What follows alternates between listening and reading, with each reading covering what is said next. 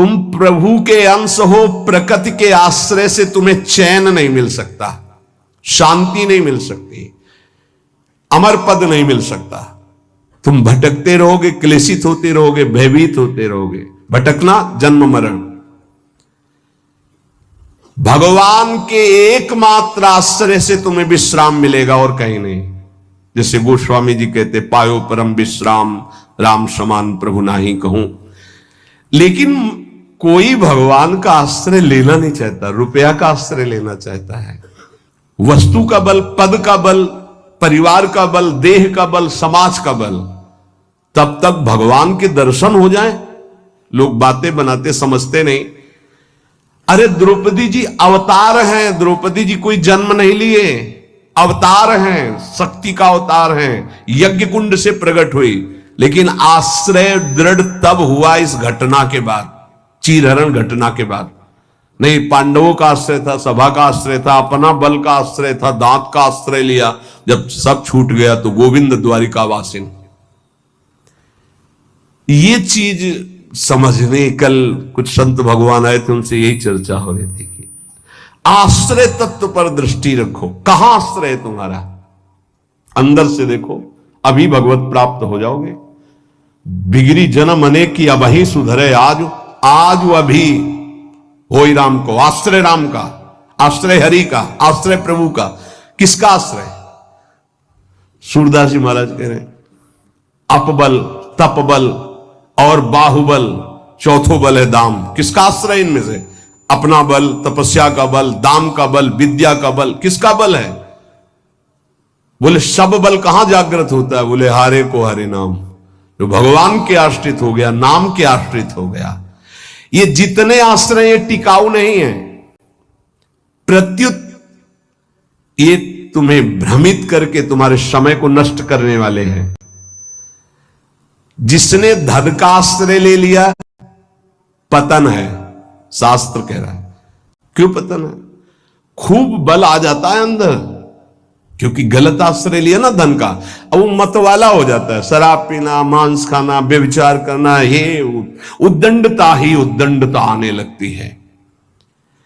अब भगवत आश्रित और धन आ गया तो उसका धन दूसरी जगह जाता है, क्योंकि आश्रय सही है। अस्पताल खुलवा दिया, पौशाला, संत सेवा, गौशाला, नाना प्रकार की धार्मिक वृत्तियों के द्वारा दूसरों को सुख पहुंचाना। क्यों? क्योंकि आश्रय बढ़िया है। केवल धन का आश्रय है तो सब दोष आ जाते हैं। इतना ही नहीं, शुभ कर्मों का आश्रय बन जाता है, साधना का आश्रय बन जाता है। अपनी साधना, रोज परिक्रमा लगाता हूं, रोज ये करता हूं, ये करता हूं। देखो दिखाई दे रहा है भक्त, भगवान, भक्त का मतलब होता है भगवान का आश्रय।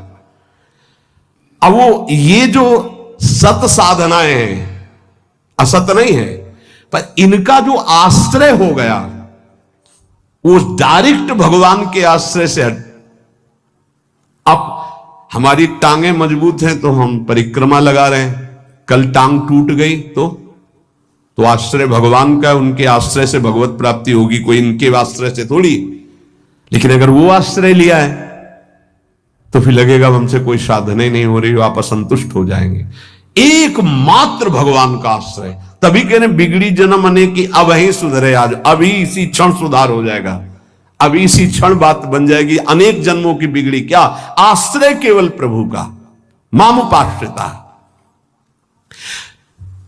भगवत प्राप्ति के साधना का भी आश्रय नहीं। ध्यान दो, ये बड़ा सूक्ष्म। आश्रय केवल प्रियालाल का।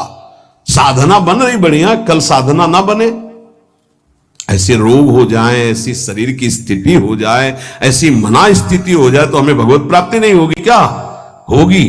बोले क्यों होगी? तुमसे कोई साधन तो बनता नहीं। बोले हमने साधन का आश्रय नहीं लिया, हमने तो प्रियाजू का आश्रय लिया। सर्वेषु साधन वरेषु चिरम निराशा।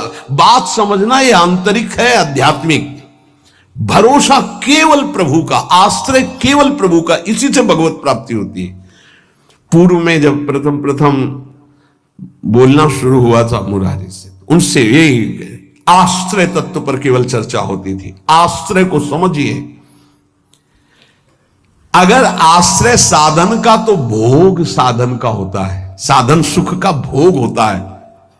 इसीलिए यह गुण साधनते नहीं, बड़ा सूक्ष्म। तो अब जैसे अल्पज्ञ साधक है तो सोचता है कि फिर तो साधना ही नहीं करनी चाहिए।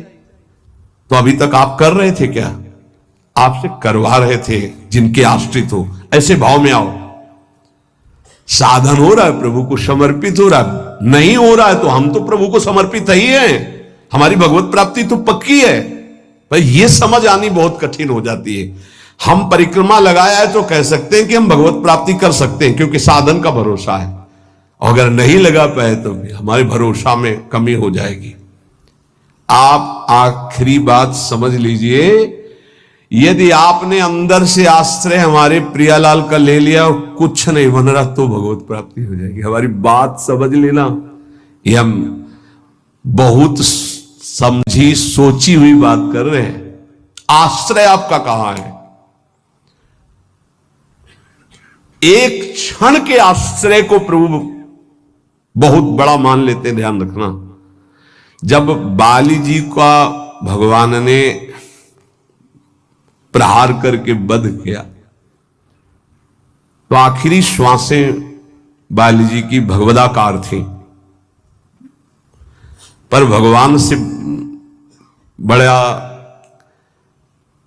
छुपा के वचन बोले।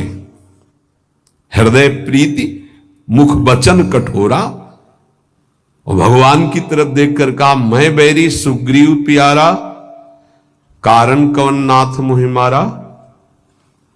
हम दोनों भाई हैं, हमें अपने भाई की हर चेष्टा को पता है। जैसा मैं वैसा मेरा भाई। बहुत बड़ा भजनानंदी नहीं, हम जानते हैं, बचपन से साथी हैं। और मैंने कभी आपका विरोध नहीं किया। आपने मारा क्यों मुझे? जो सूक्ष्म बात भगवान, तुम ये जानते थे कि सुग्रीव मेरे आश्रित हो गया है? अरे अभिमानी, मेरे आश्रित का वैरी मेरा वैरी होता है। तो कितने दिनों के आश्रित हुए थे सुग्रीव जी? कोई माला चलाई थी, ध्यान किया था, तपस्या की थी, और निष्काम आश्रय नहीं था, सकाम आश्रय था। बाली मारा जाएगा, मैं किष्किंधा का राजा बनूंगा। और जब राजा बन गए, महाराज जी राम जी प्रवर्षण पर्वत पर रहे, एक दिन भी दंडवत करने न दिन में गए न शाम के गए, 4 महीना नहीं गए। फिर वहां से भयभीत वाले वचन जब भगवान लक्ष्मण जी को जाके बोल दो कि जो बाली को वही बाण तूड़ीर में है उसमें, तब आके दंडवत, नाथ विषय हरि लीने से क्या ना। हम आपको बात बता रहे हैं प्रमाण सहित। भगवान ने जो वचन कहे उस बहुत मानने और समझने वाली बात। तुम जानते थे कि सुग्रीव मेरे आश्रित हो गया। अरे अभिमानी, तुम मारना चाहता मेरे आश्रित का वैरी मेरा वैरी, मेरे आश्रित का मित्र मेरा मित्र, इसलिए मैंने तुम्हें मारा। फिर वो आगे की जो बात अनुज बधु भगनी सुत नारी व्यवहारिक की बात कही, आंतरिक बात जो कही, मेरा शरणागत मेरे आश्रित। अन्य आश्रय टिकाऊ नहीं है, पहले दिमाग में रख लो। यहां तक कि साधना का आश्रय भी। इसीलिए सर्वेषु साधन वरिष्ठ चिरम निराशा।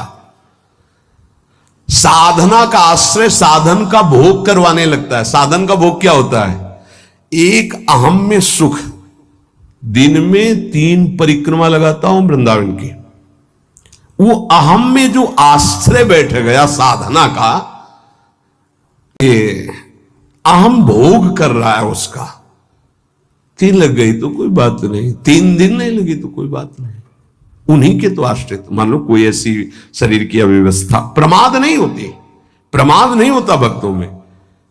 आश्रय हमारा प्रभु का, जैसी उनकी रुचि हो वैसा चलावे।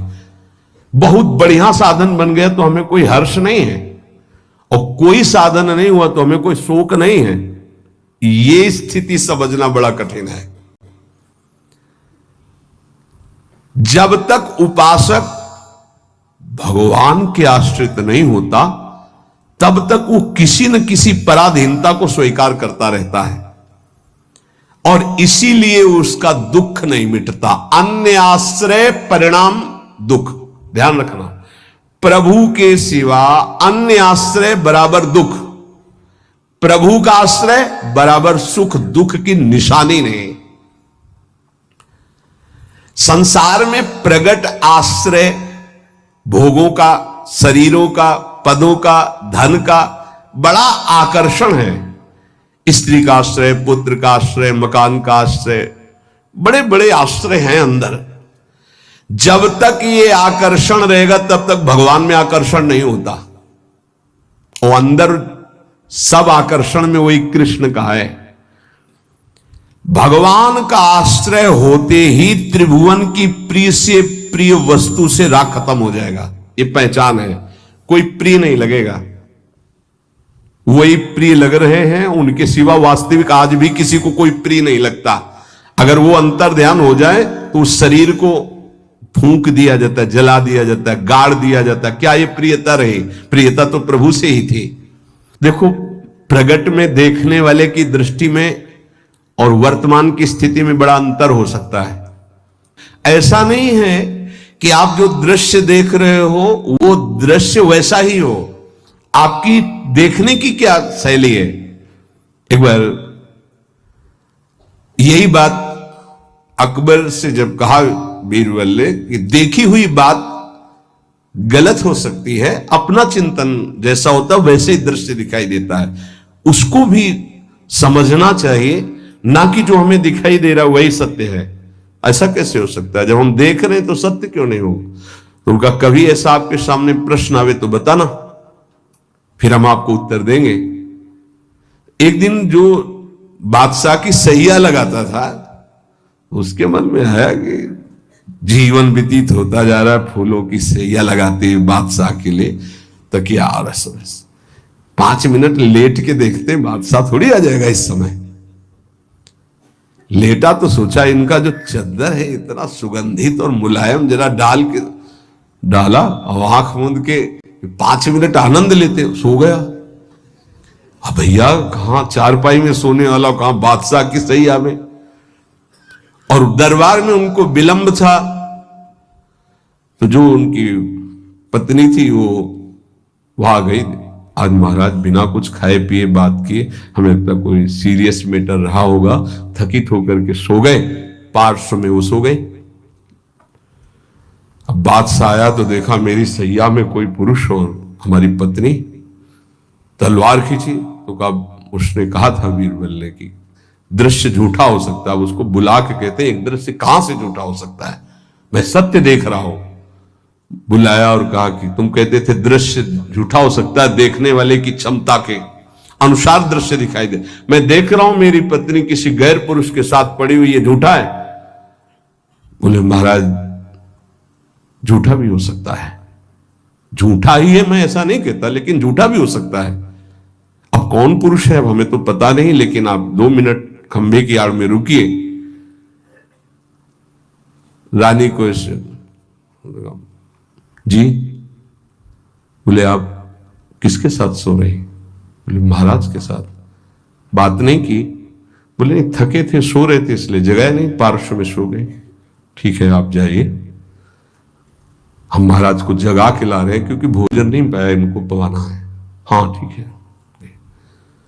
पर्दा हटाया तो वो फूल बिछा ले। वो तो घबरा रहा था एकदम, तो उनका मालिक जान बचा लो, मुझे ऐसा ऐसा आया इसलिए। नहीं तो किसके साथ? बोले हमारे साथ तो कोई नहीं था। बादशाह पर्दे की आड़ में सुन रहे। बोले चुपचाप भाग जा, अगर बादशाह जान गए तो मार भगा दिया। बोले सरकार देखा दोनों निर्दोष थे, यदि आप मारते तो दोनों की हत्या आप कर सकते थे, लेकिन दोनों निर्दोष थे। हमारी दृष्टि प्राकृतिक दृश्यों का फाइनल नहीं कर सकती, फिर सच्चिदानंद का कैसे? तो हमें अपनी दृष्टि सुधारने, वीत राग,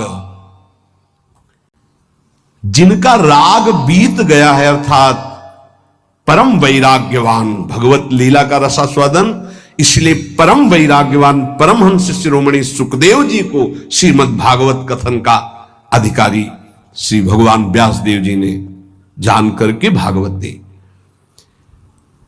जब कोई प्रभु से विमुख हो जाता है तो नाशवान पदार्थों में और शरीर में, ये नाशवान है, इसमें राग हो जाता है। अब ये राग उससे पापाचरण कराता रहता है, वो भगवान की लीलाओं को नहीं देख सकता। हमारा सच्चिदानंद प्रभु की प्राप्ति का पहले भूमिका समझ ले। जब कोई तीनों रागों से, तीन प्रकृति के गुण, तीन शरीरों की रचना, तीनों लोकों का वैभव, तीनों रागों से जो मुक्त हो जाता है वो भगवत प्राप्त होता है। भगवत प्राप्ति में भी बड़ा भेद है कई तरह का। भगवत प्राप्ति में भी जो रस सिद्ध महापुरुष है वो गोपी भाव को, जो उनसे भी सहचरी भाव को, आपकी दशा कहां है? देह भाव में हो। अब देह भाव से देखोगे तो क्या दिखाई देगा? जैसा चश्मा वैसे दिखाई देगा। इसलिए लीला का वास्तविक रहस्य कौन जानता है? बोले वीतराग। कौन वीतराग? बोले जो परमात्मा से विमुख है उसका नाशवान प्रकृति के द्वारा रचे हुए वस्तु, व्यक्ति, स्थान, शरीरों में राग हो जाता है। वो राग जिसका नष्ट हो चुका है उसे कहते हैं वीतराग, परमहंस। ये राग कामना पैदा करता रहता है, रजोगुण से राग उत्पन्न होता है और राग से अप्राप्त की प्राप्ति की चाह का नाम कामना है। मैं ये भोग लूं, जो सुना, जो पढ़ा, जो देखा वो भोग लूं, प्रकृति का कामना कहते हैं। कामना जहां उत्पन्न होती है तो प्रिय पदार्थों का भोग भोगने से लोभ होता है, प्रिय पदार्थों के भोगने में बाधा पड़ने पर क्रोध होता है। भगवान कह रहे हैं कि वीतराग भय क्रोधो मनमया मामुपाश्रिता। जिसका राग नष्ट हो चुका है और जिसका क्रोध नष्ट हो चुका है, क्रोधी नहीं और भय नहीं है। भय, जब तक आप पापाचरण करेंगे तो बिना किसी भय के भी आपको भय लगता रहेगा। ध्यान रखना, हृदयों में देख लेना। अगर भय लग रहा है आपको, अव्यक्त भय, कहीं ऐसा न हो जाए, कहीं ऐसा, आपका मन मलिन है और आपने पापाचरण किए हैं, वो आपको भयभीत करते रहेंगे। जो भगवत शरणागत निर्मल हृदय वाला होता है उसके अंदर निर्भयता आती है, निर्भय, निश्चिंत, निशोक। भगवान कह रहे हैं जो राग रहित है और भय रहित है। भय एक ही जगह आता है। अज्ञान जनित नाशवान शरीरों में राग, भोगों में राग, जिससे पापाचरण, तो ये शरीर न नष्ट हो जाए इस बात का भय बना रहता है, कहीं भोग सामग्री न छूट जाए इस बात का भय बना रहता है, और एक मन में अव्यक्त भय बना रहता है, वो पापाचरण का फल, वो एक कल्पनात्मक भय बना रहता है, भयावह, जिसे आजकल भाषा में डिप्रेशन कहते हैं। वो बेमतलब की बातें सोच सोच कर डरता रहेगा। लेकिन भजन, भगवद आश्रय, ये निर्भय करता है, भय नहीं रहता। जब हमारी कामनाओं की अपूर्ति होती है तो क्रोध आता है, लेकिन भक्त की अगर कहीं वो कामना वाला भी अभी है, अपूर्ति होती तो कृपा मनाता, बड़ी कृपा हुई, भले नहीं दिया, नहीं मेरा मन फंसा देता। पूर्ति हो गई तो बहुत दुलार है, बड़ी प्रभु की दुलार वृत्ति है, वो प्रभु की तरफ ही देखता है, पूर्ति में भी अपूर्ति में। इसलिए ना वो तो लोभ से बंध पाता है ना क्रोध से।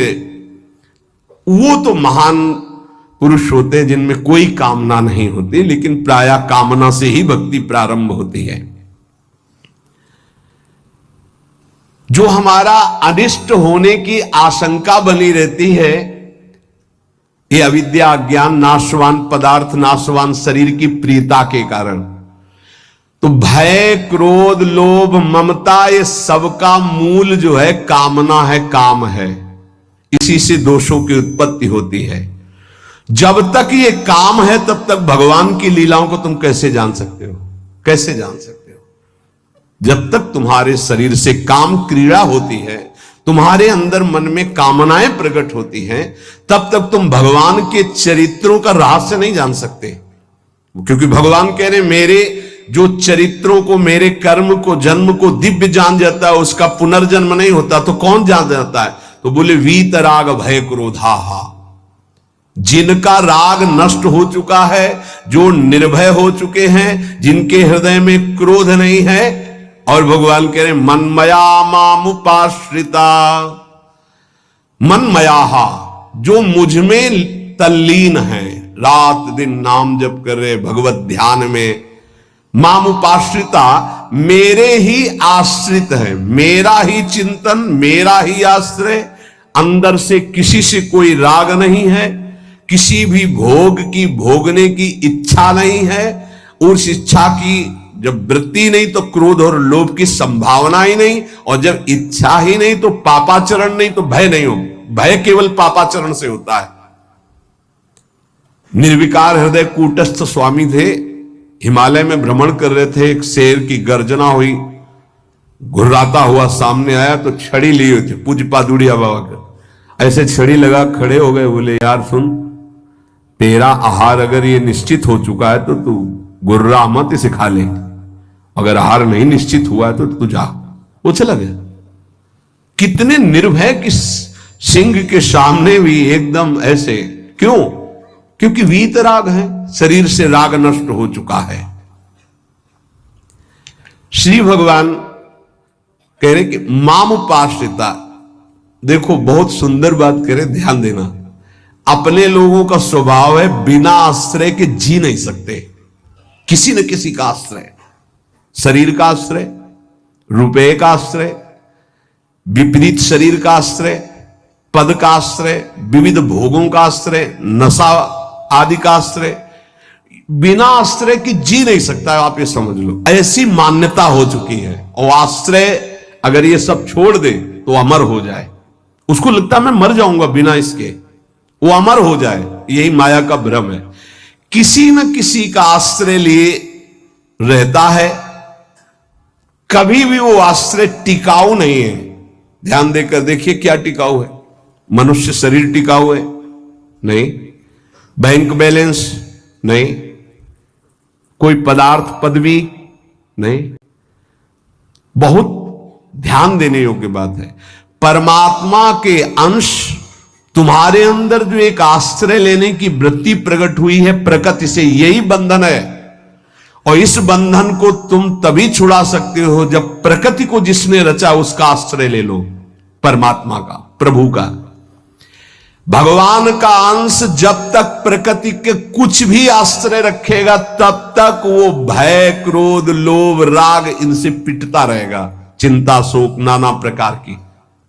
वीत राग बहुत सुंदर बात है। लीला का निर्विकार स्वरूप अनुभव देखो। अगर गोपी प्रेम में तनिक भी कोई ऐसी बात होती तो परमहंस श्री सुखदेव जी, जो लौटकर अपने पिता का मुख नहीं देखा, जब पुकार रहे थे, माता को तो देखा ही नहीं, वो भला ऐसे विलास को कभी गा सकते थे? विचार कर। बृहस्पति शिष्य उद्धव बंदे नंद ब्रज स्त्रीराम पादरेणु भीक्षण सा, अंतिम समय स्तव का गायन करते। भीष्म जी उस समय गोपी जनों का चिंतन करते हैं, भगवान की उस लीला विलास का। क्या है ये गोपी प्रेम? कोई ऐसी रहस्यमयी प्रेम वृत्ति है जो बड़े बड़ों को समझ में आने वाली नहीं है। इसलिए गायन करें। गायन से आप रास पंचाध्यायी के फलस्तुति को पढ़िए, उसमें लिखा है ये श्लोक पुरा में आग्ने विक्रीडितम ब्रजबधु भीरदम च विष्णु, इस श्लोक में है कि जो श्री कृष्ण की इस रासलीला का जो गोपी जनों के साथ भगवान अद्भुत सुख वर्षा कर रहे हैं, इसका जो गायन करेगा, पाठ करेगा, वो हृदय रोग से रहित हो जाएगा। ये हृदय रोग को निर्मूल करने वाली लीला, अर्थात काम का सर्वनाश करके प्रेम प्रकाशित करने वाली। श्रीमद चतुरासी जी की फलस्तुति में लिखा है, भवजल निधि को नाव और काम पावक को पानी। काम रूपी अग्नि को शांत करने के लिए लीला जल है। चतुरासी जी का गायन निष्काम करके प्रेम प्रकट करता है। यहां प्रार्थना है, अर्थ की तरफ दृष्टि मत ले जाना। अगर अर्थ कभी आप पढ़ भी ले तो उसको चिंतन में मत आओ, उसको छोड़ दो। जब तक आपकी भाव दशा ठीक नहीं है, अभी आपके अंदर काम आता है, आपके अंदर नाना प्रकार की वासनाएं हैं, आप नहीं समझ पाएंगे। आप उसे प्राकृतिक भाव से अगर देखेंगे तो बात ठीक नहीं, क्योंकि प्रिया प्रीतम सच्चिदानंद में आपकी बुद्धि प्राकृतिक भाव सच्चिदानंद पर आरोपित करना, फिर वो बिगड़ जाएगा। इसलिए यहां प्रार्थना करते हैं, नवनिवृत्त निकुंज के पदों का गायन, चिंतन भागवत गीता जी के सिद्धांतों का, देह राग को शिथिल करके फिर चिंतन जो प्रकट होता है वो आंसुओं से भींगे हुए कपोल वाला होता है। गदगद सुर नैना सजल, दंपति रस रहे भीन। इसलिए उपासक को चाहिए कि जब तक देह भाव शिथिल न हो जाए तब तक ऐसे ऐसे श्लोक रस भरे हैं जिनको आप बिल्कुल नहीं समझ सकते। इसलिए भगवान की अवतार लीला, भगवान के उपदेश, देखो शास्त्रों में हमने पाया कि जब अपने शिष्यों को उपदेश गुरुदेव करते हैं तो उनसे कहते हैं कि देखो भाई, मेरे उपदेश से जो मेरा आचरण न मिलता उसे कभी स्वीकार मत करना। मेरे उपदेश से जो मेरा आचरण या शास्त्र की आज्ञा से जो मेरा आचरण न मिलता हो उसे कभी अनुकरण मत करना। क्यों? क्योंकि तुम्हारी स्थिति नहीं है, तुम अनुकरण करोगे परास्त हो जाओगे। मेरा जो तुम्हारे लिए उपदेश है, शास्त्र की जो आज्ञा है, उसके अनुसार चलना। आप सोचो, जगत गुरु भगवान श्री कृष्ण की लीला का कोई अनुकरण कर सके? जैसे रास लीला का नहीं कि भगवान इतनी गोपियों के साथ नृत्य कर रहे, भगवान के इस दिव्य प्रेम विलास को तुम रास किसको संबोधन कर रहे? मुझे रास रचा के आ रहा है, घोर अपराध भरे शब्द बोल रहे हो। भगवान रास जो कर रहे हैं वो आत्म स्वरूप का विलास है, वो किसी व्यक्ति या स्त्री पुरुष का नहीं है। भगवान ने जो कुछ लीलाएं ऐसी की जिनका अनुकरण स्वाभाविक करके हम प्रेम मगन हो सकते हैं, कुछ लीलाएं हैं जिनका गायन करके प्रेम में मगन हो सकते हैं, कुछ लीलाएं हैं कि पढ़ सुन करके हम गर्वित हो सकते हैं, मेरे प्रभु ऐसे। तो रास लीला के पहले भगवान की जैसे लीला एक आती है गोवर्धन लीला, फिर रास लीला। चलो रास लीला तुम करने के अनुकरण करने की बात करते, चलो गोवर्धन लीला करो। नहीं, भगवान जो लीला करते हैं उनका अनुकरण करो, गोवर्धन लीला करो। अब भी 21 किलोमीटर के महाराज हैं गिरिराज जी। श्री कृष्ण चंद्रजू जो लीला कर रहे हैं वो गायन करनी है, अनुकरण करने की सामर्थ्य किसमें है? किसमें है? भगवान शंकर ने हलाहल जहर निकला समुद्र मंथन से, यहां रोक लिया, तुम एक कुल्ला पानी रोक के दिखाओ, पानी, और हलाहल जहर रोक लिया। तो सामर्थ्यवान महापुरुषों का आचरण वही अनुकरणीय है जो शास्त्र सम्मत है, जिनका वो आदेश कर रहे हैं कि आप ऐसा कीजिए। हर बात अनुकरणीय नहीं है, क्योंकि वो किस दशा में किस स्थिति में है। इसीलिए यहां भगवान कह रहे मेरे जन्म कर्म की दिव्यता को कौन जानेगा, और जो जानेगा उसका पुनर्जन्म नहीं होगा। तो बोले वीत राग, जिसका राग नष्ट हो चुका है,